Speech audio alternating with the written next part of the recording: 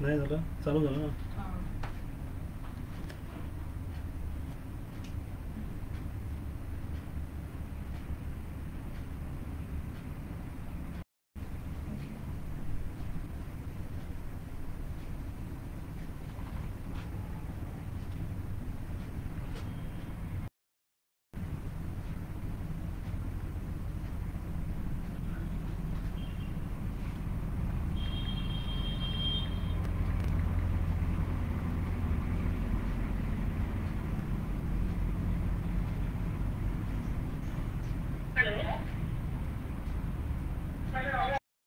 हाँ madam.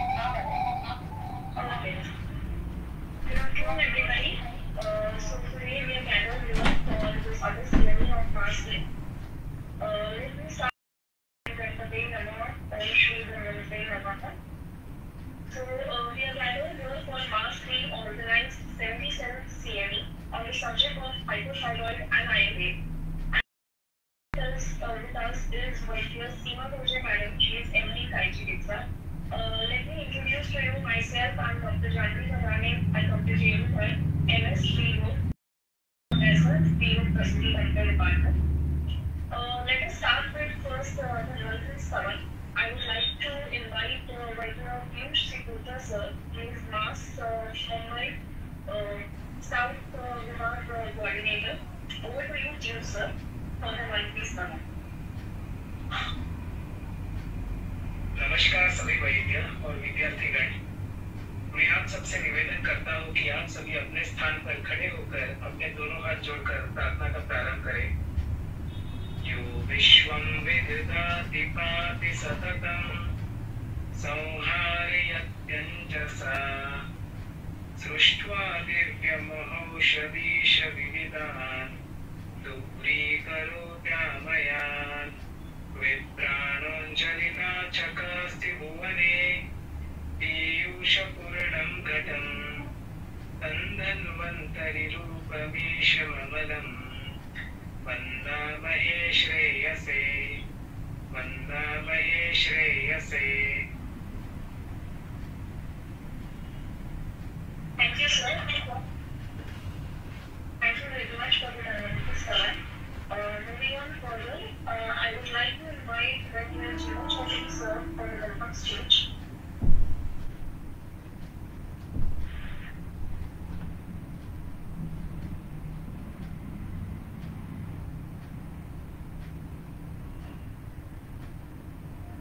Sir, please unmute sir. Hello? Hello? Hello, yes sir. Yeah. I am Dr. Jivan Chaudhary. I welcome you all Vaidyas in this CME. As there are so many topics, but this topic is very much important, and hypothyroidism. And this hypothyroidism we are regularly practicing in our practice. So I welcome all the Vaidyas in this CME. Thank you. Thank you very much, sir. Yes, indeed, right. This is very important topic and ongoing topic nowadays, hypothyroidism. Thank you for welcoming everyone. We will further let me take a small mass introduction will be given by Vaidya Sneha Dalvi Madam. She is Mass Mumbai Northwest Zone Coordinator. So I'll welcome Vaidya Sneha Madam for the mass introduction.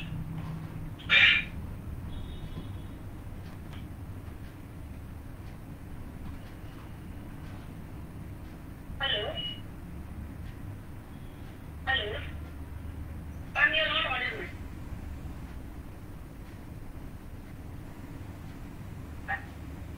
Hello?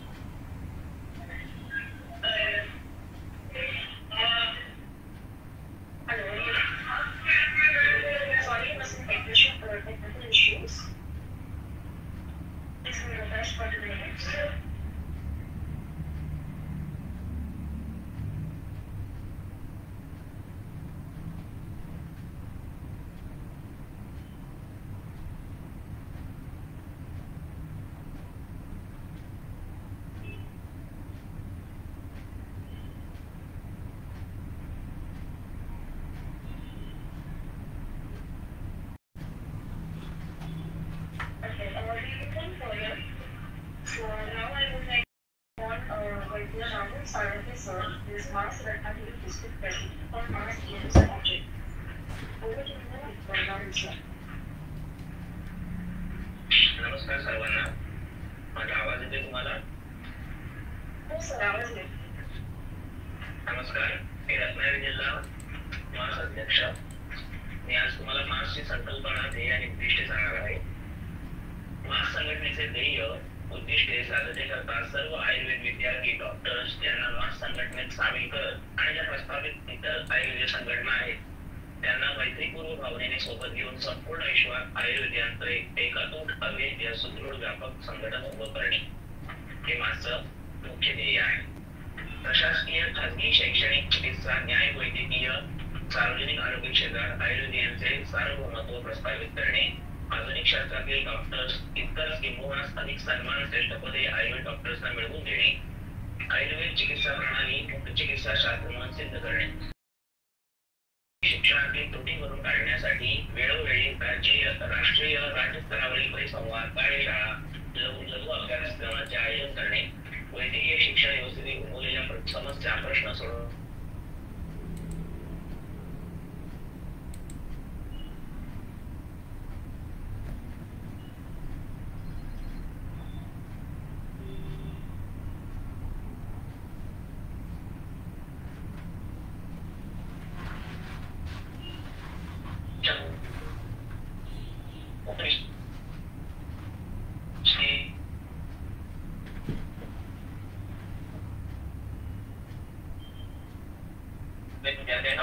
Doctors पर्यंत पोहोचवणे,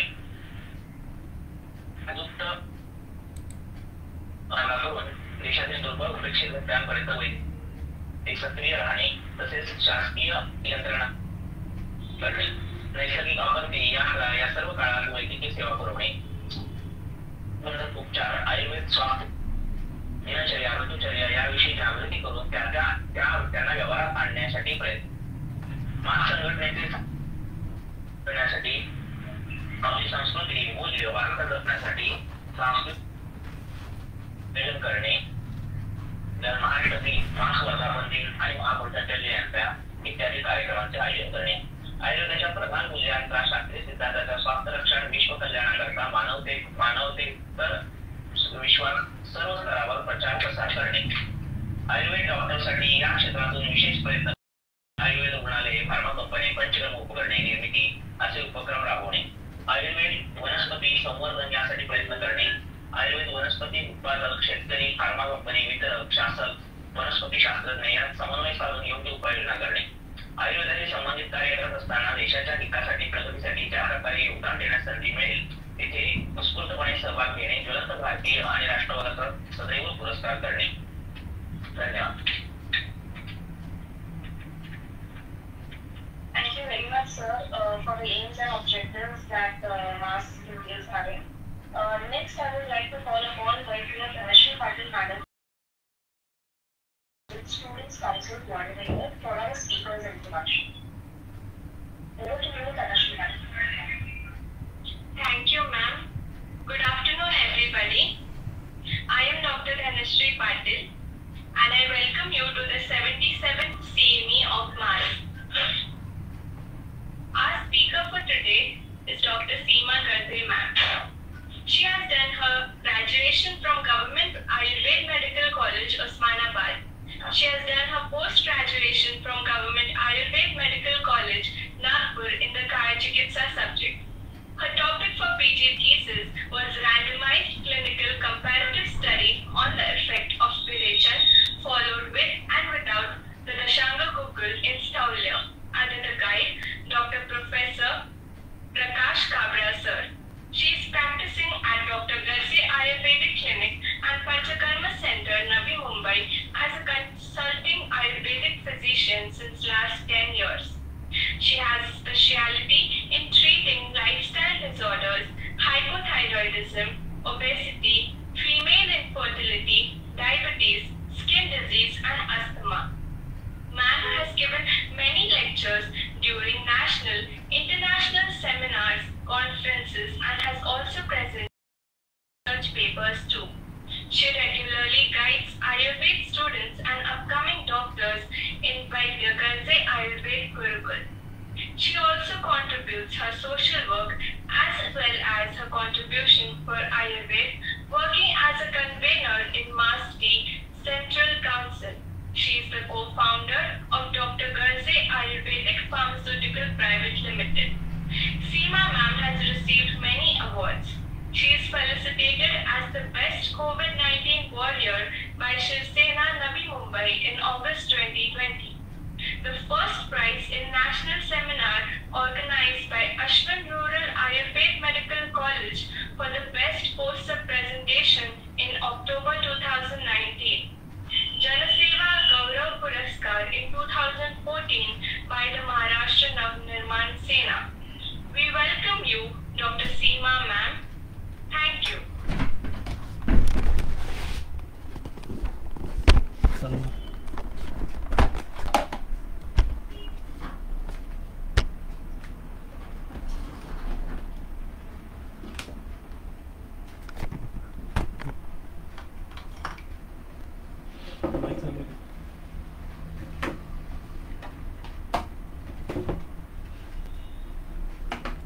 Thank you, Dhanashri ma'am, for such a great introduction and welcome all. जैसे कि हमें पता है, we are here today on 77 CME organized by MAS.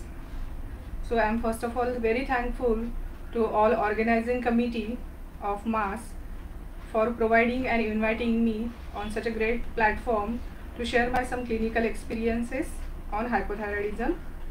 I am also very thankful to Central Council of MAS for providing this knowledgeable platform to all doctors, so we can discuss and also we can share our clinical experiences with each other. So we will proceed to our topic. पहले धन्वंतरी को नमन करते हुए हम हमारे topic की तरफ बढ़ेंगे. जैसे हम कहते हैं कि आज हमारे जो आयुर्वेद है, आयुर्वेद में गुरु शिष्य परंपरा को बहुत ही महत्व है और कोई भी गुरु मतलब जो हमारे गुरु है उनको अगर हम वंदन ना करें और आगे बढ़ेंगे तो जो सक्सेस होता है वो उतनी मात्रा में नहीं होगा.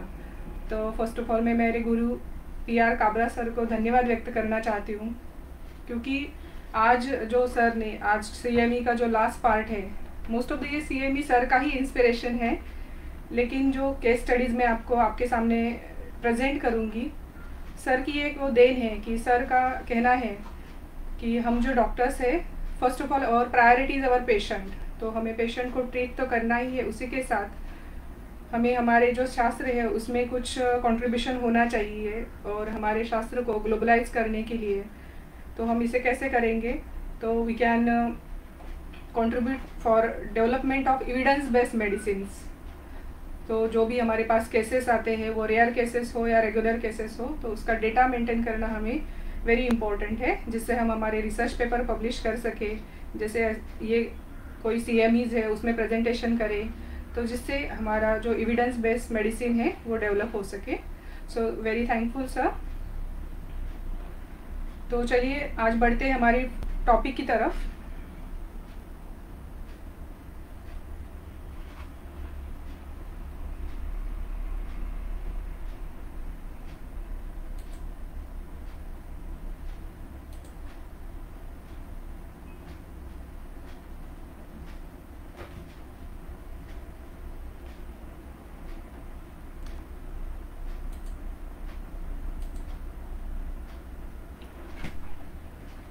आज का हमारा टॉपिक है हाइपोथायराइडिज्म एंड आयुर्वेद. तो आज का जैसे राहुल सर ने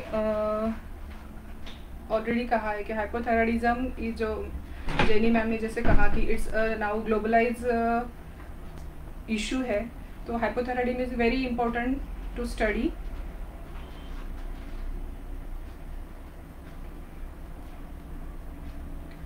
आज की CME हम 3 पार्ट्स में डिवाइड है. दैट इज़ हाइपोथायराइड हमें तो स्टडी करना ही है, लेकिन we are the Ayurvedic doctors, so we have to look towards the hypothyroidism in a view of in angle of Ayurveda, so Ayurvedic perspective of hypothyroidism. Then we will see some case studies, whatever I had my clinical experiences. Then let's see what is hypothyroidism and why to study it. ये slide में आप देख सकते हैं कि what is the prevalence of hypothyroidism, how many people in India are affected due to the hypothyroid. Even though the congenital hypothyroidism is very common in India nowadays, so it's very important to study the hypothyroidism. What is hypothyroidism? It is defined as a deficient activity of the thyroid gland which is characterized by lower metabolic rate, क्योंकि जो हमारा metabolism है it is related to the thyroid gland, thyroid hormones. At some places it is also defined like increase in TSH level with or without decrease in the T3 and T4, that is those are the thyroid hormones. These are the normal ranges of the hypothyroid thyroid जो हमारे hormones है T3 and T4, and you can see TSH level, normal TSH level 0.4 to 5. Then what are the causes, that is etiology of the hypothyroidism? There are so many causes of the hypothyroidism. Out of those, these are the main reasons, like Hashimoto's thyroiditis. When we treat the hyperthyroidism, or surgeries, radiation therapies, medications, pituitary and hypothalamic diseases, congenital abnormalities, also pregnancy and iodine deficiency, which is the major reason. In that, what is Hashimoto's thyroiditis? Hashimoto's thyroiditis is an autoimmune disease. Means in that our immune system attacks the thyroid gland. Most of the TPO antibodies are predominant in Hashimoto's thyroiditis, but sometimes TSH receptors and antibodies may be present. In that, the autoimmune disease is one of the major reason for the hypothyroidism. Second one is when we treat the hyperthyroidism. जब हम hypothyroid treat करते हैं तो जो medicines हम use करते हैं like potassium iodide और radioactive iodines and carbimazole, all these जो drugs हैं, ये सारे जो drugs हैं कंटिन्यूसली जो थायराइड हार्मोन है उसे सप्रेस करके रखते हैं, और कंटिन्यूस सप्रेशन की वजह से में it develops to the permanent hypothyroidism. Third one is ना थायराइड सर्जरीज. जब हम थायराइड की ग्लैंड को एनी रीज़न सर्जरीज और रिमूव करते हैं तो it may develop permanent hypothyroidism. Sometimes radiation therapies due to some head or neck cancers or thyroid cancers, it leads to the hypothyroidism. Medications. कई सारे पेशेंट्स होते हैं जिन्हें antipsychotic medications, anti depression medicine चालू होते हैं, और ये सारी जो मेडिसिन है having a large amount of iodine, and this large amount of iodine leads to the suppression of the thyroid function, that is decrease in the T3 and T4 level, and leads to the hypothyroidism. Pituitary and hypothalamic diseases, because we know there is a hypothalamo-pituitary thyroid axis. So if there is a pathology in pituitary gland or hypothalamus, then axis is disturbed, and due to that the circulating T3 T4 जो हमें hormones चाहिए उनकी level कम होगी और patient leads to the hypothyroidism. Main and very important reason, that is congenital disease, because in some ladies TSH receptor antibodies जिसे हम कहते हैं, ये एंटीबॉडीज़ डेवलप होती है, और यही एंटीबॉडीज़ अगर फीटल सर्कुलेशन में जाएंगी तो जो फीटस है उसमें एक तो डिफेक्टिव थायराइड ग्लैंड डेवलप होगी, या अजेनेसिस ऑफ द थायराइड ग्लैंड, मतलब जो थायराइड ग्लैंड डेवलप होनी चाहिए उसका जो डेवलपमेंट है वो होगा ही नहीं. That's why that fetus have hypothyroidism. Then pregnancy. Pregnancy is a condition in some ladies जो होती है उनमें जो एंटीबॉडी प्रोडक्शन होता है, मोस्ट ऑफ द टाइम जो TPO एंटीबॉडीज़ है वो डेवलप होती है, and this TPO antibody starts thyroid gland destruction. it may be a transient or it may be a permanent hypothyroidism. The next one is iodine deficiency and excess.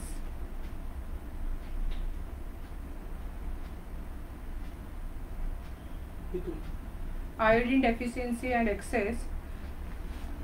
Sometimes we will say the iodine deficiency is the major reason for the hypothyroidism. Means जहाँ पे जो areas में iodine deficiency होती है वहाँ पे तो hypothyroid होगा ही, क्योंकि iodine is very important factor for production of T3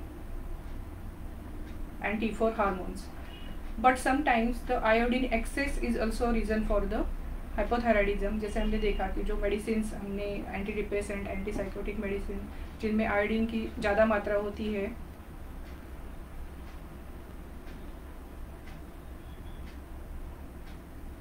तो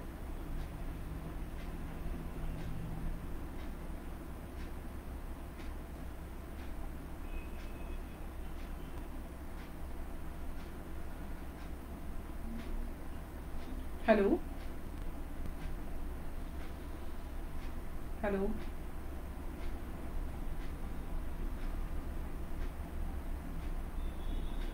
next reason is iodine excess. Excess जैसे हमने देखा था कि जो ड्रग्स है जिनमें आयोडीन की एक्सेस मात्रा होती है they leads to the suppression of the thyroid gland and leads to hypothyroidism. तो ये सब कैसे होता है, what is the pathophysiology behind it. तो first of all we will see the what is normal axis of hypothalamo-pituitary thyroid gland.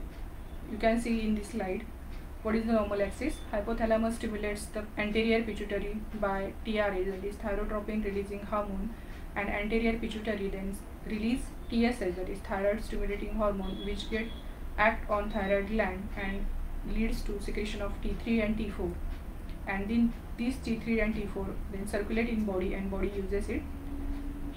But if there is any pathology at any level, like at a hypothalamus level or anterior pituitary or at a thyroid gland, it leads to the hypothyroidism. When it is at a hypothalamus level, it is called as a tertiary hypothyroidism. When it is at anterior pituitary, it's called a secondary hypothyroidism. Both are rare causes. And when the pathology itself in a thyroid gland, it is called as a primary hypothyroidism, which is major reason for the hypothyroidism. That is 90 to 95% cases are due to the primary hypothyroidism. First of all, we will see what is the physiology of T3 T4 secretion. Then we can understand what is pathology behind it, how the antibodies develop, and all these antibodies act at which level. तो पहले जो TSH anterior pituitary से आता है, that acts on a TSH receptor on the follicular cells. ये जो follicular sales पे होने वाले TSH रिसेप्टर है उसे वो TSH हार्मोन जाके अटैच होगा and then it stimulates it. So that stimulation sodium iodide जो सिम्पोर्टर होते हैं, मतलब ये जो कुछ चैनल्स होंगे जो चैनल्स से आयोडाइड है inside the follicular cells entry करेगा. This anion channels gets open and then iodide travels inside the follicular cell. Then in presence of pentrin, some enzymes are there, and with the help of that enzymes, that iodide get converted to the iodine form, that is the useful form of the iodide. And this iodide, with the help of thyroperoxidase, this is also one type of the enzyme. In presence of thyroperoxidase, iodine binds with the thyroglobulins in follicular cell and form a monoiodothyronine, that is a precursor, or we can say first follicular agent of thyroxine hormones, that is monoiodothyronine. And when the two monoiodothyronine bind with each other, it forms a diiodothyronine. Then after that tetraiodo and triiodothyronine, means these are the T3 and T4 hormone formation. Then these T3 T4 get released to the bloodstream, and in bloodstream at the peripheral level, at the cellular level, then T4 whenever body requires, it is get deionized with the help of iodothyronine deiodinase enzyme and forms an active T3 form which is useful for the body tissues, and then cells use it for the metabolism. This is the normal physiology of the thyroid hormone secretions. But we already saw that there are different kind of antibodies, autoimmunity, and some medicines alters this mechanism and leads to the hypothyroidism. How it happens? First, we saw that the TSH receptors are helpful for stimulation of the follicular cells. If there is any antibody, that is blocking antibody, there are some kind of stimulating antibodies are also present. Those are present in the Graves' disease. But here the blocking antibodies blocks the TSH receptors, and जो उसका काम है कि iodide को inside the follicular cell लेके जाने का, वो हैम्पर होगा, और जो आगे की प्रोसेस है जो सिंथेसिस होना चाहिए वो नहीं होगा. This is the first type of antibodies. Those are present in Hashimoto's thyroiditis most of the times. Then second one is TPO antibodies. That is up to 80 to 90% TPO antibodies are present in Hashimoto's, that is autoimmune diseases. तो उसके लिए हम patient को कहते हैं कि अगर patient के फैमिली में कोई हिस्ट्री होती है ऑटो इम्यूनिटी की, तो हम पेशेंट को एडवाइस करते हैं कि आप TPO एंटीबॉडीज़ कर लो. तो वाई? बिकॉज TPO एंटीबॉडीज़ अगर पेशेंट में प्रेजेंट है तो इट मीन्स जो थायरोपेरोक्सिडेज नाम का जो एंजाइम्स था उसके अगेंस्ट ये एंटीबॉडीज़ डेवलप होती है. दैट्स वाई जो आयोडीन और थायरोग्लोबुलिन का जो बाइंडिंग है वो नहीं हो पाएगा. एंड देन जो आगे का मोनोआयोडो, टाइआयोडो, ट्राइआयोडो, टेट्राआयोडो, ये जो हॉर्मोन्स फॉर्मेशन होना चाहिए वो नहीं होगा. And then it leads to the hypothyroidism. Again in some patients there are antibodies against the thyroglobulin. These are the types of the proteins, और these antibodies, that is anti thyroglobulin जो antibodies होते हैं ये thyroglobulin को break करेंगे, और ये अगर ब्रेकेज बढ़ेगा तो जो थायराइड हार्मोन्स का सिक्रेशन होना चाहिए वो नहीं होगा. Then at the level of peripheral level और इन ब्लड स्ट्रीम, हमने जैसे देखा था कि जो आयोडाइड जिनमें आयोडीन कंटेंट ज़्यादा मात्रा में होता है, ऐसे जो मेडिसिन होंगे they also leads to the hypothyroidism. How? Because they interfere with the deiodinization of the T4, that is tetraiodothyronine जो है, because it is an inactive form of the thyroid hormone. तो ये इनएक्टिव फॉर्म ब्लड सर्कुलेशन में continuously circulate होता है, तो यही अगर एक्टिव फॉर्म में जाएगा then body can use it. So this deiodinization जो प्रोसेस है उसको हैम्पर करके ये जो अमेडोरिन के जैसे जो मेडिसिन है जिसमें आयोडाइड कंटेंट ज़्यादा होता है, they leads to the hypothyroidism. This is the pathophysiology of hypothyroidism. So at the different level different antibody acts and leads to the hypothyroidism depending upon that at which level there is a pathology, or at what level hypothyroidism is present, how much symptoms and what the severity. The hypothyroidism have different kind of conditions. Those are the first one is, that is according to the causes, like a primary hypothyroidism. We already saw that कि अगर thyroid में कोई problem है like Hashimoto's thyroiditis, radioactive therapies leads to the primary hypothyroidism. Secondary means when there is a problem in the pituitary gland, it leads to the secondary hypothyroidism, which is a rare cause. Up to only 5 to 10% cases are due to the secondary hypothyroidism. Sometimes in pregnancy और postpartum जब बहुत सारा haemorrhage होता है, तो postpartum haemorrhage की वजह से भी जो pituitary का necrosis होगा, that leads to the hypothyroidism. That is secondary cause of hypothyroidism. Then tertiary hypothyroidism means when there is a hypothalamus problem, which is the rarest cause of hypothyroidism. Then according to the clinical symptoms, कितनी severity है clinical symptoms की और कितनी जो hormonal level suppress है, depending upon that there are 3 types, like a clinical hypothyroidism in which the patient having elevated TSH level, that is thyroid stimulating hormone level, and decreased level of T3 and T4, which is due to maximum times it is due to the thyroid failure. Then second one is a subclinical hypothyroidism. Subclinical hypothyroidism means when the TSH level is less than 20 micro international unit, because above that it is called as a clinical hypothyroidism. In that, and in subclinical hypothyroidism, patient may be asymptomatic or may be asymptomatic. The TSH level is raised but less than 20. and normal T3 and T4 levels. Then sometimes patient having a self-limited, that is transient type of hypothyroidism, जैसे हमने देखा था कि pregnancy may lead to the permanent or a transient type of hypothyroidism. मतलब during the pregnancy some ladies develop some TPO antibodies for some duration and that leads to the transient hypothyroidism.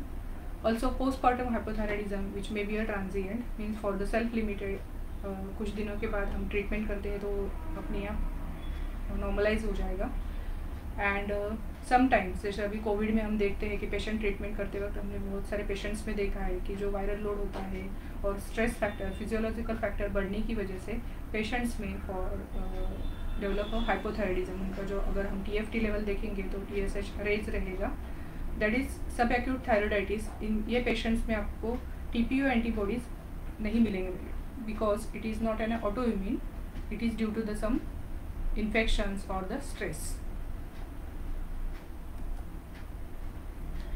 Then how we can query whether patient having hypothyroidism or other disease.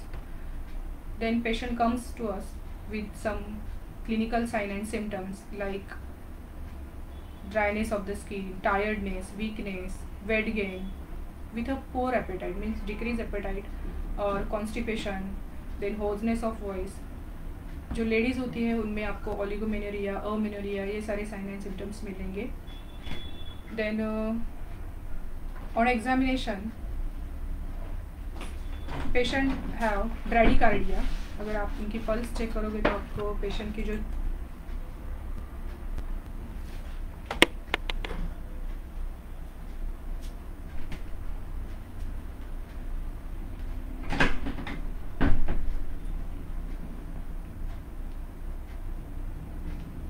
Hello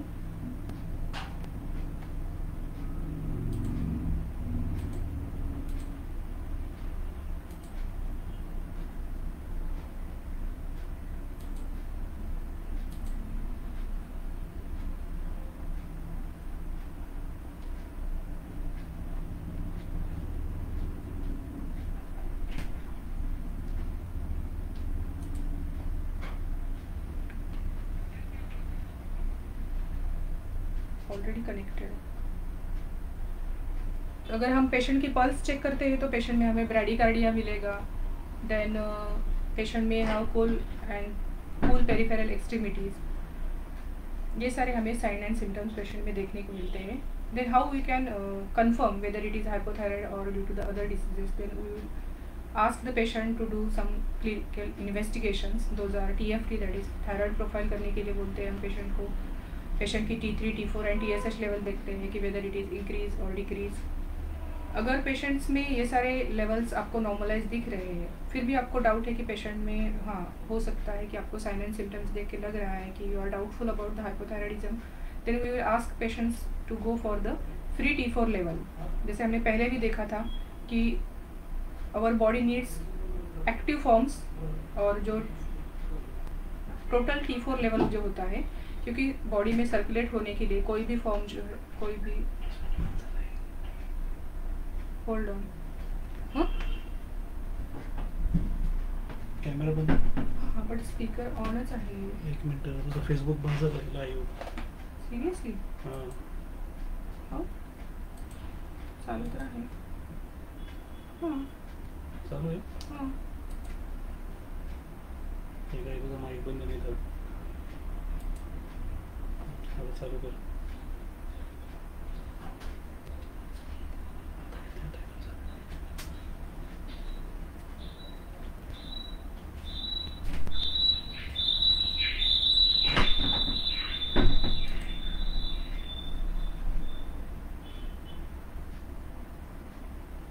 तो जो हमारी body है, अगर उसे हमें active form में कोई substance मिलता है तो ही वो यूज़ कर पाते हैं. जैसे कि अगर टोटल T4 होता है तो उसमें फ्री एंड बाइंडेड T4 जो होता है, तो we can see the total T4 is normal, but जो अनबाउंड फ्री T4 लेवल अगर डिक्रीज है तो इट मीन्स हाइपोथायराइडिज्म.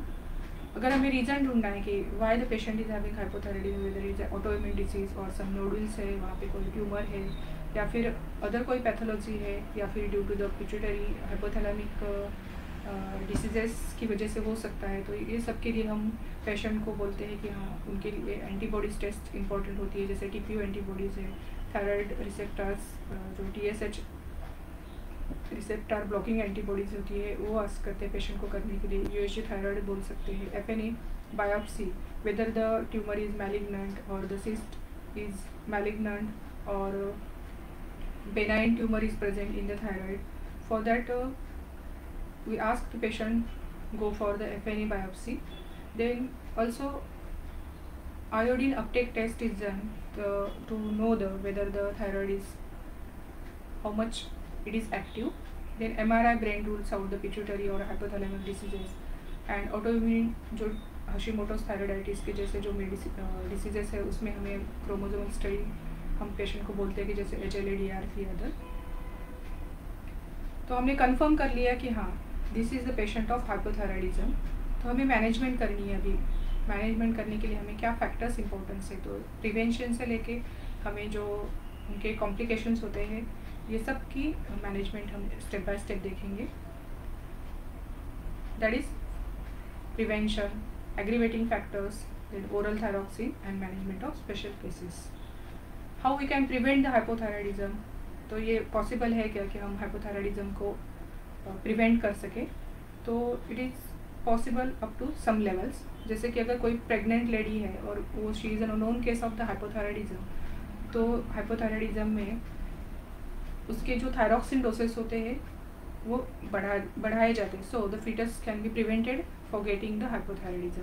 ऑल्सो अगर आपको पता है कि आपकी मतलब पेशेंट की फैमिली में हाइपोथायराइडिज्म है या कोई ऑटोइम्यून डिसीज़ की हिस्ट्री है या फिर patient itself having some autoimmune disease, यानी ऐसे पेशेंट्स में हमें स्क्रीनिंग करना बहुत इंपॉर्टेंट होता है फॉर द ऑटो एंटीबॉडीज़। तो ऐसे पेशेंट्स में अगर हम स्क्रीनिंग करते रहेंगे तो we can diagnose early and treat early.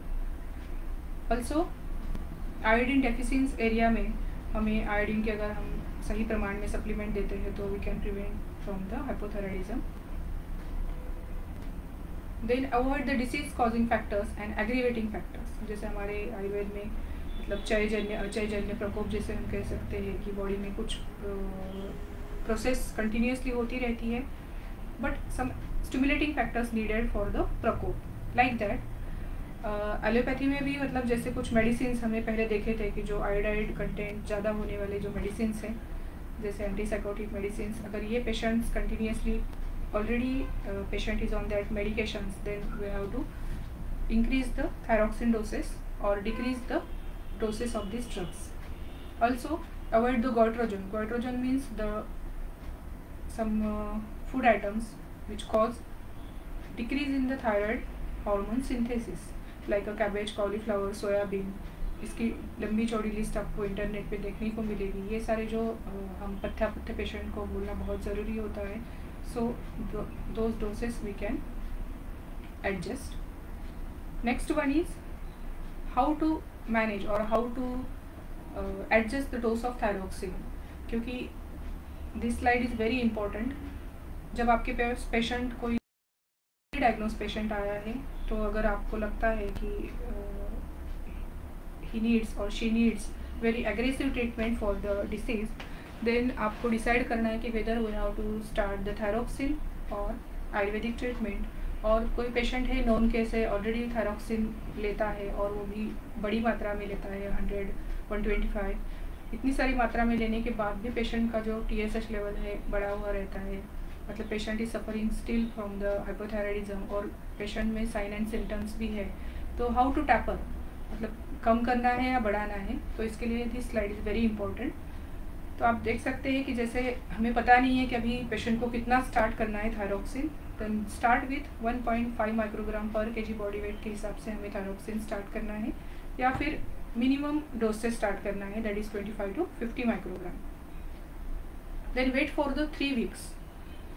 3 weeks तक आपको यही डोज कंटिन्यू देना है पेशेंट को and after that repeat the TFT thyroid function test repeat करना है, फिर T3 T4 and TSH level देख के फिर हमारा जो थायरॉक्सिन का डोज है वो एडजस्ट करना है। यही आपको 3 वीकली रिपीट करना है एंड देन डोज फिक्स होने के बाद ईयरली पेशेंट को स्क्रीन करना है.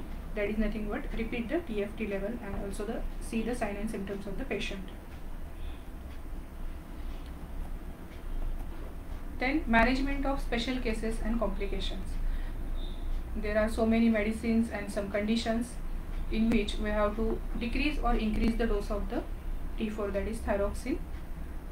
तो मैं आपको ये इतना सारा पढ़ के नहीं दिखाऊंगी, बट जैसे कि फिनोबार्बिटोन है, फेनिटोइन, ये कार्बामेज़ापाइन, ये सारे जो मेडिसिन है इसमें क्यों हमें थायरॉक्सिन का डोज इंक्रीज करना है, मतलब बढ़ाना है. तो that this medicine leads to increase the clearance of T4. मतलब जो बॉडी में अगर क्लियरेंस T4 का हाफ लाइफ पीरियड अगर 7 डेज़ का है तो 7 डेज़ में उसका हाफ जो कॉन्सेंट्रेशन होता है वो क्लियर आउट होना चाहिए. उसके पहले ही अगर ज़्यादा कॉन्सेंट्रेशन में क्लियर आउट होगा तो हमें T4 का जो डोज है वो बढ़ाना पड़ता है.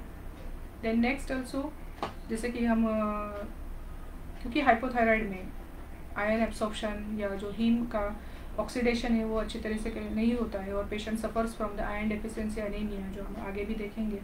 तो ऐसे परिस्थिति में हम पेशेंट को फेरस सल्फेट, ये जो आयरन सप्लीमेंट्स वगैरह स्टार्ट करते हैं, और अगर हम थायरॉक्सिन और ये आयरन सप्लीमेंट एक साथ देंगे तो ये इंटरफेयर करेगा थायरॉक्सिन के एब्सॉर्प्शन पे, और patient then again more prone for the hypothyroidic sign and symptoms. तो इस वजह से हमें इनमें गैप रखना पड़ता है.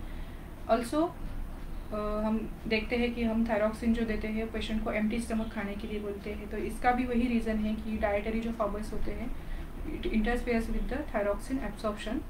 तो ऐसी परिस्थिति में हमें इनके डोसेस बढ़ाने पड़ सकते हैं. ऑल्सो हमने पहले भी देखा है कि प्रेगनेंसी में हमें थायरॉक्सिन का डोज बढ़ाना पड़ता है. Also in the oestrogen therapy. Then after surgical removal of the thyroid gland, और अगर हम रेडिएशन थेरेपी देते हैं तो हमें थायरॉक्सिन के डोसेस बढ़ाने पड़ सकते हैं.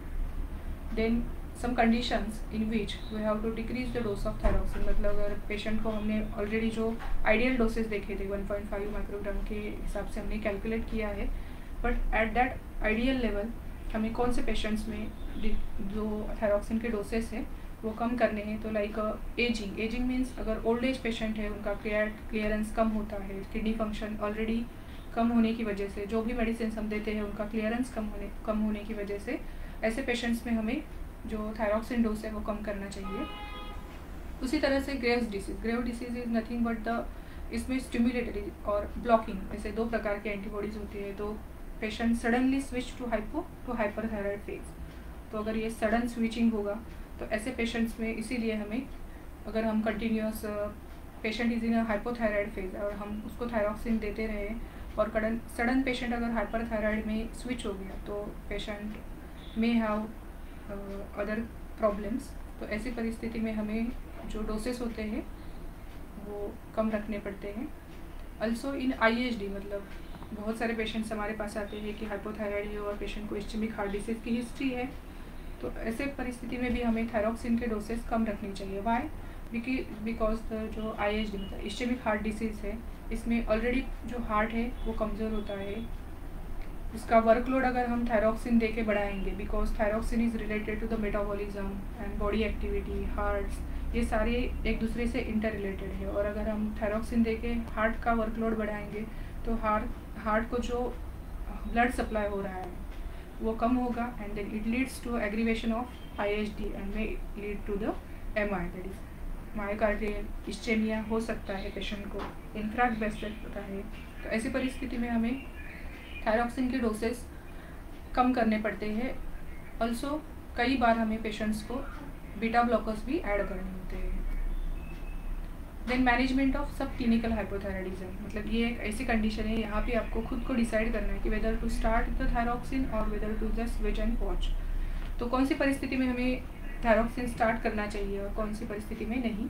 तो जैसे पेशेंट का TSH level is less than 10, patient में कोई एंटीबॉडीज प्रेजेंट नहीं है और पेशेंट इज़ असिम्टोमेटिक, पर पेशेंट एक्सीडेंटली हाइपोथायराइड बोल के डायग्नोज हुआ है, तो ऐसी परिस्थिति में आपको that is no need of aggravative जो ट्रीटमेंट होती है सडनली उसे थायरॉक्सिन पे शिफ्ट करने की ज़रूरत नहीं है. Just wait and watch and screen patient yearly. अगर पेशेंट में एंटीबॉडीज प्रेजेंट है या फिर TSH level is greater than 10 and patient is having symptoms, then start with lower doses of thyroxine like 25 to 50 microgram. Then हमने देखा था कि hypothyroidism के लिए आयोडीन डेफिशिएंसी भी एक कॉज है और iodine excess is also one of the reason. तो अगर आयोडीन डेफिशिएंसी की वजह से हाइपोथायराइडिज्म है, then add at least 1 microgram per week iodine supplement start करना चाहिए। और अगर आयोडीन एक्सेस की वजह से है तो डाइटरी हम रिस्ट्रिक्शन कर सकते हैं पेशेंट को, या जो मेडिसिन स्टार्ट है उनके डोसेस कम कर सकते हैं। देन अगर हम यही परिस्थिति हाइपोथायराइड की जो है उसमें हम एग्रेसिव ट्रीटमेंट नहीं करेंगे और पेशेंट को अच्छे से ट्रीट नहीं करेंगे तो क्या पॉसिबिलिटीज़ है कॉम्प्लिकेशंस होने के, और कौन से टाइप के कॉम्प्लिकेशंस हो सकते हैं। तो first of all is heart disease, stroke.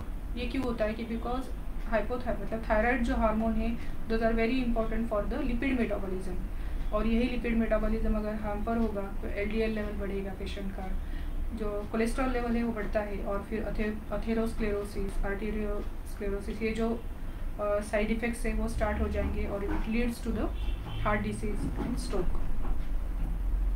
Then second one is insulin resistance. Thyroid hormones are also important for the insulin sensitivity. इसीलिए हम देखते हैं कई बार कि हाइपोथायराइड के पेशेंट्स में PCOD या insulin resistance and then which after the time they lead to the type 2 diabetes.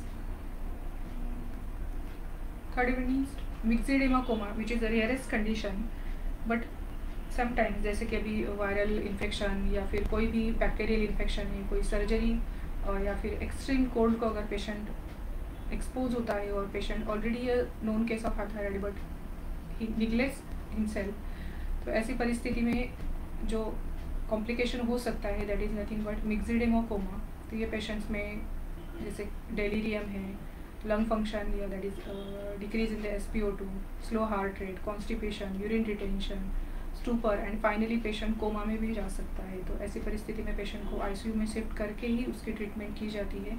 उसमें IV जो लियोथायरॉक्सिन स्टार्ट करके, कभी कभी पेशेंट्स को हाइड्रोकॉर्टिजोल दैट इज़ एड्रिनल इनसफिशिएंसी जो होती है ऐसे पेशेंट्स में कई बार पाई जाती है, तो एड्रिनल इनसफिशिएंसी की वजह से भी पेशेंट को हाइड्रोकॉर्टिजोल ऐड करना पड़ता है। Then goitre, many times it is just uncomfortable because of its appearance, but sometimes its cause is that is Hashimoto's thyroiditis, that is autoimmune disease जो हमने पहली बार देखा है। तो इसमें क्या हो सकता है कि swallowing and breathing जो प्रॉब्लम्स है वो आ सकते हैं पेशेंट्स में, तो हमें इसे सर्जिकली रिमूव करना है।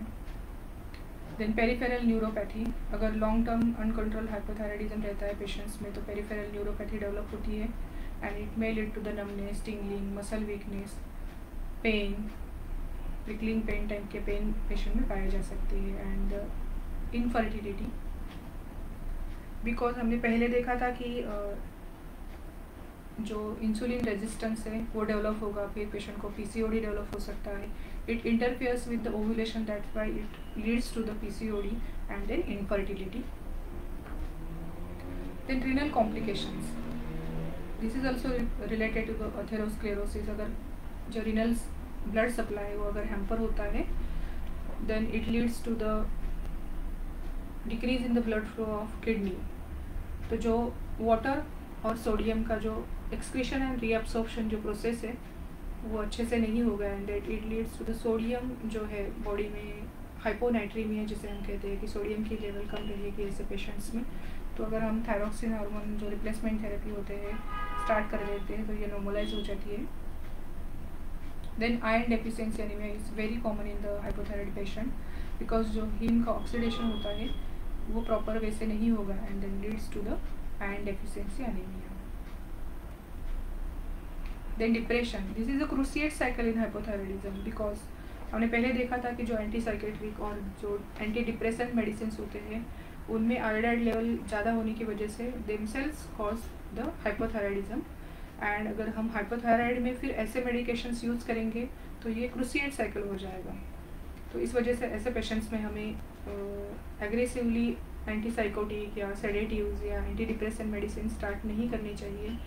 तो इससे अच्छा है कि हमें उन्हें लाइफस्टाइल मॉडिफिकेशन, मेडिटेशंस और एक्सरसाइज, ये बातें उन्हें बतानी चाहिए। तो ये सारा हमने देखा कि अभी तक जो नॉलेज है मॉडर्न एस्पेक्ट से कि हाइपोथायराइडिज्म में जो भी अवेलेबल था वो हमने जानने की कोशिश की है। अभी हम चलते हैं सेकंड पार्ट, हमारी CME का जो सेकंड पार्ट है that is Ayurvedic perspective of hypothyroidism. तो जो मैं आज आपके साथ शेयर कर रही हूँ दैट इज़ जितने भी हमने पेशेंट्स देखे हैं आज तक हाइपोथायराइडिज्म में, उनमें हमने मतलब जांचने की कोशिश की है कि ये सारे फैक्टर्स उनमें हो सकते हैं, क्योंकि Ayurveda is a very futuristic science.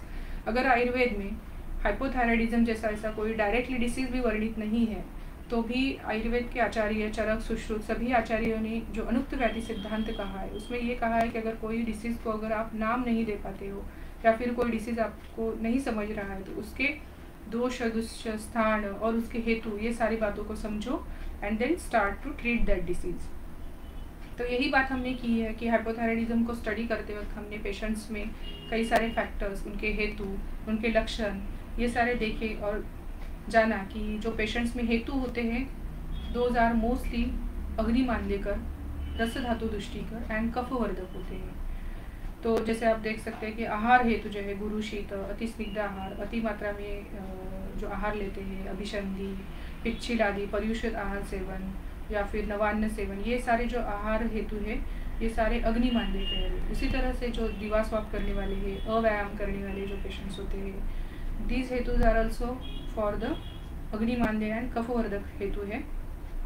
And third one is मानस हेतु। This is also very important because चिंतनाम चिंतनात्, मतलब जो हमें जिसके बारे में सोचना चाहिए लेकिन उसके बारे में हम कुछ ज़्यादा ही सोचते हैं, then it leads to the hypothyroidism. तो आप कहोगे कि ऐसे कैसे हो सकता है, तो ये बात मॉडर्न ने भी एक्सेप्ट की है कि जैसे हम कंटिन्यूसली अगर डिप्रेशन या स्ट्रेस फैक्टर हम कंटिन्यूसली लेते हैं तो हमारी जो कॉर्टिसोल लेवल होती है बॉडी कंटिन्यूसली बढ़ाते रहेगी and then that cortisol suppresses the thyroid gland which leads to hypothyroidism. तो यही बात हमारे आयुर्वेद में जो रसव स्रोतस है, रसव स्रोतस की दृष्टि का चिंतनम चति चिंतनात्, ये जो मेन रीज़न कहा गया है इससे रसव स्रोतस दृष्टि होगी and then it leads to the hypothyroidism. ये पेशेंट्स में के लक्षण क्या मिले हमें, तो दीज आर द लक्षणस जो हमने पहले भी मॉडर्न में भी वही है, सिर्फ भाषा का फर्क है। जैसे कि अनन्य अभिलाषा है, उल्लास होगा, दौर्बल्य होगा, अंग गौरव होगा, अरुचि होगी, अग्निमांद्य होगा, वेडगेन होगा पेशेंट्स में, कई बार मुखोशोथ, पफी फेस मिलेगा आपको, कॉन्स्टिपेशन, मलावस्तंभ मिलेगा, संधिशूल, पैलर पांडुता मतलब पेशेंट अनेमिक हो सकता है, पादशोथ, सर्वांगशोथ, then hoarseness of voice that is स्वरभेद, गलशोथ, श्रमश्वास, फोकरुक्षता, कोल्ड इंटॉलरेंस, शीतासहत्व, देन खालित्य मतलब केशपतन, भ्रम, स्मृतिभंश, कंप, विषाद, ये सारे different kind of sign and symptoms हमें पेशेंट्स में देखने को मिले। देन हमने इस पे से एक संप्राप्ति बनाई कि कैसे हो सकता है कि हाइपोथायराइडिज्म कैसे डेवलप होगा एज पॉइंट ऑफ आयुर्वेद। तो ये सारे जो हेतु थे, हेतु सेवन करने के बाद आहार विहार मानस हेतु, ये सारे हेतुओं की वजह से त्रिदोष दृष्टि होती है, दैट इज कफ दृष्टि, पित्त दृष्टि, वात दृष्टि, मतलब कफ की वृद्धि होगी, पित्त दूषित होगा और कफ के जो दृष्टि है आम प्रोडक्शन, इसकी वजह से जो होता है तो वात विमार्ग गमन होगा। तो ये सारे फैक्टर्स की वजह से अग्नि दुष्ट होता है, अग्नि मांद्य होगा पेशेंट में, जाठराग्नि एंड धात्वाग्नि मांद्य होगा। तो जो उत्तरोत्तर धातु उत्पत्ति होती है वो अच्छे से नहीं होगी एंड आमोत्पत्ति होके विकृत उत्तरोत्तर धातु which is nothing but leads to the hypothyroidism. तो इसमें हम देख सकते हैं कि दोष, कफवात, धातु में रस, रक्त, मांस, मेद, अस्थि, मज्जा, शुक्र, ये सारे कई सारे धातु इन्वॉल्व होते हैं। उपधातुओं में रज, त्वक, इस त्वक रुक्षता हो जाती है, मल में पुरुष एंड स्वेद एंड धातु मल में केश। स्रोतों के बारे में अगर हम सोचेंगे तो स्रोतस में हम संग और विमार्ग गमन ये टाइप की हम कह सकते हैं कि विकृति होती है। तो कैसे कि आम की वजह से संग और फिर जो विमार्ग गमन होता है रसा धातुओं का, वात का, तो ये दो प्रकार की विकृति हम स्रोतों की बोल सकते हैं, दैट इज संग एंड विमार्ग गमन। तो जो हमने साइन एंड सिम्टम्स देखे थे उससे पता चलता है कि अन्नव स्रोतस दृष्टि के भी लक्षण इसमें मिलते हैं, रसव स्रोतस के, मेदव स्रोतस के, शुक्रव स्रोतस के, क्योंकि it leads to the infertility also. Then आर्तव स्रोतस जैसे ओलिगोमेनोरिया था, अल्पार्तव, अत्यार्तव, इवन वंध्यत्व भी पेशेंट्स में मिलता है। एंड स्वेदव स्रोतस में जैसे त्वकरुक्षता है। तो ये सारी बातें हमने देखी कि इनमें ये दोष दुष्चादि मिलते हैं। Then we proceed toward the चिकित्सा सिद्धांत। हम ये पहले देखेंगे कि हम क्या क्या मतलब हाइपोथायराइड के पेशेंट्स में कौन सी प्रकार की चिकित्सा अवेलेबल या कौन सी प्रकार की चिकित्सा हम कर सकते हैं। तो फर्स्ट हमने देखा था दैट इज अनुक्त व्याधि सिद्धांत, जो हमने अभी तक देखा है कि हेतु, उसके लक्षण, स्रोतस, ये सारे जानने की कोशिश की और उसके हिसाब से फिर हमें पेशेंट की ट्रीटमेंट करनी है। देन सेकेंड वन इज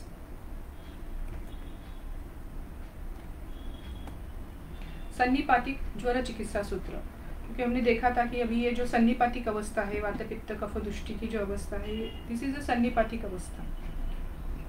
तो सन्निपातिक अवस्था इसमें जो ज्वर चिकित्सा में एक श्लोक आया है जिसमें कहा है कि वर्धनेन एको दोषश्च क्षपणेन उच्चितस्य वा कफस्थानो पूर्वा वा सन्निपातम ज्वरम चरेत्। तो ये अगर ज्वर की अध्याय में आया है तो it's not for the just only for the ज्वर, तो ये हम सारे डिसीजेस पे अप्लाई कर सकते हैं। जहाँ पे भी हमें सन्निपात की अवस्था मिले तो ये सूत्र हम वहाँ पे लागू कर सकते हैं। तो यही सूत्र के आधार पर हम कह सकते हैं कि मॉडर्न का जो थायरॉक्सिन हम देते हैं या इंसुलिन सप्लीमेंटेशन देते हैं, तो यही है कि हम दो प्रकार से, एक तो बढ़े हुए दोष को कम कर सकते हैं या कम को बढ़ा सकते हैं। जैसे अगर बाहर से सप्लीमेंट देंगे तो भी वो बढ़ेगा, या फिर बॉडी को खुद को ऐसा स्टिमुलेट करो कि वो उसका प्रोडक्शन करे, दैट इज हम कम को बढ़ा सकते हैं। एंड सेकेंड वन इज कफस्थान अनुपूर्व्य। तो जो हाइपोथायराइडिज्म डिसीजेस है वो आमाशय उद्भवजन्य कफ स्थान से उत्पन्न है, तो इसीलिए हाइपोथायराइडिज्म में वमन का बहुत महत्व है। तो कई सारे आप रिसर्च आर्टिकल्स, पेपर्स देखेंगे जहाँ पे हाइपोथायराइडिज्म के लिए वमन का मतलब कितना महत्व है ये बताया गया है। देन नेक्स्ट वन इज आमावृत्त वात चिकित्सा। तो हमने देखा था कि आम प्रोडक्शन होता है, फिर वो वात की जो गति है, रसादी धातुओं की जो गति है, उसमें बैरियर लाएगा। तो आप इसको एंटीजन, एंटीबॉडीज़ या फिर कोई टॉक्सिन्स, इसकी कई जो आपको समझ में आए ऐसी भाषा में आप इसे समझ सकते हैं। तो ये आम वात को जो अवरुद्ध करता है, तो ऐसी स्थिति में हमें ये देखना है कि जैसे प्रमेह में या फिर मेदोग्न जैसे स्थौल्य में जो मेडिसिन वर्णित है या फिर आम वात में जो मेडिसिन वर्णित है, ये अगर मेडिसिन हम हाइपोथायराइडिज्म के पेशेंट्स में यूज करते हैं तो डेफिनेटली हमें रिजल्ट्स मिलेंगे। नेक्स्ट वन इज कफ उपक्रम।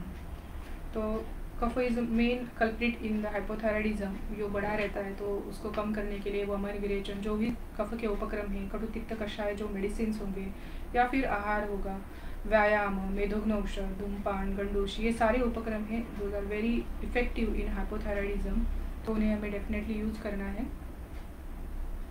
अगर मॉडर्न पॉइंट ऑफ व्यू हम देखेंगे कि किस टाइप का हाइपोथायराइडिज्म है या whether it is primary, secondary, tertiary, तो आयुर्वेद में भी कहा है कि जैसे अगर प्राइमरी मतलब अगर थायराइड से रिलेटेड है तो मुख, दंत, गलज, शूल जो रोग होते हैं, तो ये जो रोग होते हैं दोज आर मोस्टली द कफ रक्त भूयिष्ठ है। तो ऐसे जो व्याधि है उनमें ट्रीटमेंट करते समय हमें कफ और रक्त की दृष्टि को ध्यान में रखते हुए कफ और रक्त के उपचार जो है वो करनी चाहिए। तो उसमें आप रक्त मोक्षण है, शिरोविरेचन है, वमन, कवल ग्रह, कटुतिक्त जो द्रव्य कहे गए हैं, इसका इम्पोर्टेंस है। तो ऐसे अगर हम मेडिसिन यूज करते हैं या उपक्रम करते हैं तो that is definitely helpful. Then second one is pituitary या हाइपोथैलेमस की वजह से, दैट इज सेकेंडरी और टर्शरी, ये अगर रीजन्स है हाइपोथायराइड के इसमें, तो आप नस्य, शिरोधारा, शिरोपिचू, शिरोबस्ती, ये जो उपक्रम होते हैं ये भी उसमें हेल्पफुल होंगे। तो देखना है, मतलब हमें यही देखना है कि क्या रीज़न है, क्या हेतु है, क्या दोष है, और यही सारी बातों को ये अनुक्त व्याधि सिद्धांत, सन्निपातिक अवस्था, दोषादि और उनके इन्वॉल्व धातु, स्रोतस, ये सारी मतलब जो दोष दुष्टादि है उनको ध्यान में रखते हुए फिर हमने कई पेशेंट्स ट्रीट किए और वो पेशेंट्स में हमें क्या मिला, हमने कौन से प्रकार की ट्रीटमेंट दी, ये अब हम आगे देखेंगे। Those are the case studies. तो पहली केस हम डिस्कस करते हैं कि जो फीमेल थी 58 इयर्स फीमेल, तो उसमें दौर्बल्य, गलशूल, मलबद्धता, निद्रानाश, शरीर गौरवता, ऐसे कई सारे लक्षण पेशेंट में थे जो उसे 3 से 4 साल से वो कंटिन्यूसली सफ़र हो रही थी। She is a known case of hypothyroidism. वो ऑलरेडी थायरॉक्सिन ले रही थी, तो उसके बावजूद भी जो उसका थायराइड प्रोफाइल था तो उसमें TSH लेवल बढ़ा हुआ था and also patient having these symptoms. तो उसकी हिस्ट्री लेने के बाद पता चला कि जो पेशेंट है एक तो फार्मर है, तो वो परिष्कृत आहार सेवन करती थी और लवण मतलब जो अचार है, पापड़ है, उसके खाने में बहुत रहता था। तो लवण रस प्रधान आहार था उसका। पेशेंट को निद्राल्पता थी, कोई व्यसन नहीं था। तो हमने देखा कि ये सारे जो हेतु है ये अग्नि मांद्यकर है, कफ बढ़ाने वाले हैं, वात का जो बैलेंस है इम्बैलेंस करके ये संप्राप्ति के घटकों को ध्यान में रखते हुए फिर हमने ट्रीटमेंट स्टार्ट की। तो आम पहले पाचन करने के लिए पेशेंट को 5 डेज पाचन दिया, देन स्नेहपान स्टार्ट किया, दैट इज़ त्रिफलादि तेल से पेशेंट को 5 डेज में जो स्नेह सिद्धि लक्षण होते हैं वो देखने को मिले, सम्यक स्नेहपान लक्षण पेशेंट में देखने को मिले। देन 2 दिन के गैप के बाद पेशेंट को अभयादि मोदक से विरेचन दिया, जो शुद्धि थी उसके हिसाब से फिर उसको संसर्जन क्रम एडवाइस करने के बाद पेशेंट को स्थानिक लेप दैट इज इंद्रायण और देवदार ये चूर्ण का स्थानिक लेप पेशेंट को दिन में 2 बार लगाने के लिए कहा गया। उसी के साथ पेशेंट को कांचनार गुड़ 2 tablets BD that is after food orally for 1 month continuous दिया, और उसी के साथ रसपाचक 2 TDS ये मेडिसिन्स शमन मेडिसिन्स बोल के एडवाइस किए गए, और बाद में पेशेंट के TFT किए। तो ये आप देख सकते हो कि बिफोर ट्रीटमेंट जो पेशेंट का थायराइड प्रोफाइल है उसमें TSH लेवल पेशेंट का 36.66 ये था। बाद में after the treatment TSH level was not normal but near to normal that is 9.57 means just because of the विरेचन और कुछ मेडिसिन्स देने के बाद पेशेंट का जो थायराइड प्रोफाइल है अप्रॉक्स टू नॉर्मल आ गया। उसी के साथ पेशेंट को जो सिम्टोमेटिक रिलीफ था मतलब कॉन्स्टिपेशन रिलीफ हो गया, पेशेंट को जो गलशूल था, ये सारे जो सिम्टम्स थे वो कम हो गए। उसी तरह से पेशेंट का जो BMI था 29 वो भी इम्प्रूव हो गया 27.6। देन सेकेंड केस में आप देख सकते हैं कि 42 ईयर्स फीमेल थी। She was not known case of the hypothyroid, newly diagnosed थी। Her work was tailor, patient having गलशूल, उभय पार्श्व पेशेंट के पैरों में इडेमा था, देन मलबद्धता एंड शरीर भार बुद्धि मतलब वेट गेन की पेशेंट की कंप्लेंट मेन थी। तो यही सारी बातें ध्यान में रखते हुए पेशेंट को फिर और एक हिस्ट्री पेशेंट में मिली कि पेशेंट जो ऑयल यूज़ करती थी दैट वाज सोयाबीन ऑयल। तो फिर पेशेंट को पाचन 5 डेज के लिए दिया, देन स्नेहपान with the same drug that is त्रिफलादि तैल फॉर 7 डेज। देन सम्यक स्नेहपान की जो लक्षण है वो उत्पन्न होने के बाद 2 दिन का गैप देने के बाद विरेचन दिया दैट इज विथ अभयादि मोदक एंड पेशेंट को विरेचन दिया। बट ये पेशेंट्स जो थी वो विरेचन के बाद जो उसे ये सारे मेडिसिन दैट इज स्थानिक लेप, कांचनार गुड़, रसपाचक ये दिया और पेशेंट फॉलोअप को नहीं आ पाई। मतलब जो हमें आफ्टर द विरेचन जो संसर्जन क्रम के बाद TFT करनी होती है वो हम नहीं कर पाए। But patient again came after 6 month. तो ये 6 मंथ के बाद जो पेशेंट को हमने फिर से विरेचन प्लान किया और यही मेडिसिन देने के बाद पेशेंट को विरेचन हुआ एंड देन विरेचन के बाद पेशेंट की आप ये TFT देख सकते हैं कि जो ये फर्स्ट विरेचन के पहले वाली TFT है जिसमें TSH लेवल 6.43 था। देन जो सेकेंड विरेचन है उसके पहले वाली जो TFT है उसमें TSH 4.41 था। तो in between that patient had no medicine, just हमने जो पहले वाले जो 1 महीने के मेडिसिन उसे दिए थे बस वही मेडिसिन देने के बाद पेशेंट फॉलोअप नहीं कर पाई। देन आफ्टर द सेकेंड विरेचन पेशेंट्स TFT वॉज नॉर्मल। उसी तरह से पेशेंट को हमने सेकेंड विरेचन के बाद लेखन बस्ती स्टार्ट की for the 16 days because her main complaint was weight gain. उसमें आप देख सकते हो कि पेशेंट का जो BMI है वो भी अच्छी तरह से इम्प्रूव हुआ है। तो इस तरह से हमने कई सारे पेशेंट्स में, ये 2 केसेस आपके साथ मैंने डिस्कस किए, इसी तरह से कई सारे पेशेंट्स इसी बेसिस पे हमने ट्रीट किए। उसका आपको पेपर भी कुछ दिनों में पब्लिश मिलेगा। तो इस तरह से हम कंक्लूजन पे आए कि ये आप उनके रिपोर्ट्स भी देख सकते हैं। ये फर्स्ट पेशेंट की रिपोर्ट है before and after, this is second patients report. तो इससे हम कंक्लूजन निकाल सकते हैं कि जो हमारा अनुक्त व्याधि सिद्धांत है उसमें व्याधि की अवस्था, दोषादि और रुग्ण बल, ये सारी बातें अगर हम देख के पेशेंट की ट्रीटमेंट करते हैं तो it is definitely fruitful treatment. तो इस तरह से जो हमारा आज का सेशन है हाइपोथायराइडिज्म एंड आयुर्वेद, जितना मुझे समझ में आया वो आपके सामने रखने की कोशिश की। तो इस तरह से हमारे सेशंस को हम पूर्ण विराम देते हैं, और अगर किसी को कुछ क्वेरी होगी तो डेफिनेटली आप पूछ सकते हैं।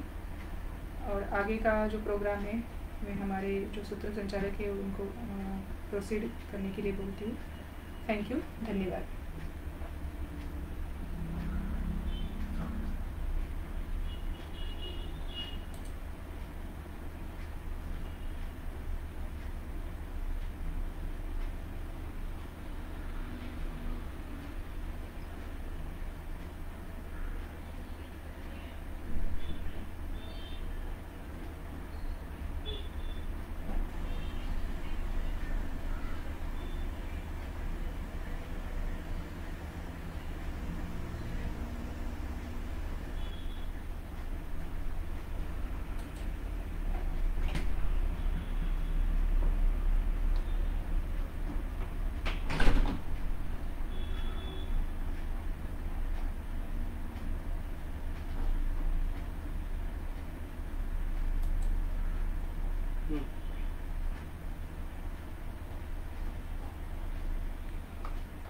चालू ठेव.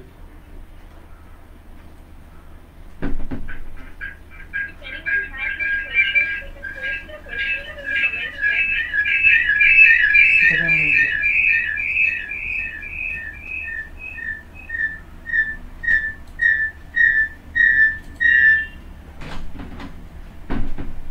Okay, there is one question. Hello. हाँ बोला मैडम। पहिला क्वेश्चन है लेप, इंद्रायण व देवदारू कार्य कारण भाव स्पष्ट करावा. ओके, तो हमने पहले भी देखा है कि जो स्थानिक जो दोष Hello, दृष्टि होती है। madam? हाँ हाँ, Can you आवाज hear me? या हेलो, एक मिनट। माईक चालू करा. You will just wait या for हाँ the minute, madam. Hello, Okay. हाँ येतोय Hello. आवाज? हो आता हाँ आवाज येतो. हाँ, तो अच्छा, पहिला क्वेश्चन आहे आपल्या कमेंट बॉक्स मध्ये, लेप, इंद्रायण व देवदारू कार्य कारण भाव स्पष्ट करावा. तो पहिले आपण पाहितलं की जे स्थानिक दोष आहेत, म्हणजे आपण दोष, दुष्य, स्थान, हेतू हे सर्व अभ्यासायचं आहे. तर ज्या पेशंट्समध्ये आपल्याला लोकल स्वेलिंग वाटत आहे किंवा थायरॉइड जी काही अफेक्टेड वाटत आहे, तर अशा ठिकाणी आपण थायरॉइडला स्टिम्युलेशन म्हणून आणि स्थानिक दोषांसाठी स्थानिक चिकित्सा म्हणून लेप चिकित्सा ही जी आहे ती इम्पॉर्टंट आहे. आणि म्हणून मग इंद्रायण आणि देवदार हे जे द्रव्य आहेत, तीक्ष्ण उष्ण द्रव्य, तर अशा द्रव्यांचा जर आपण लेप दिला तर it is helpful. Okay, thank you, madam. We'll just wait for some more questions.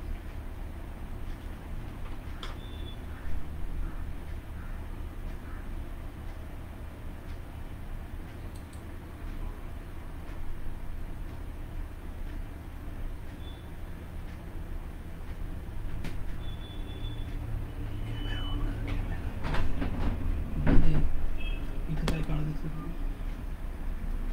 याचा आपण इथून कर, हे पण कर.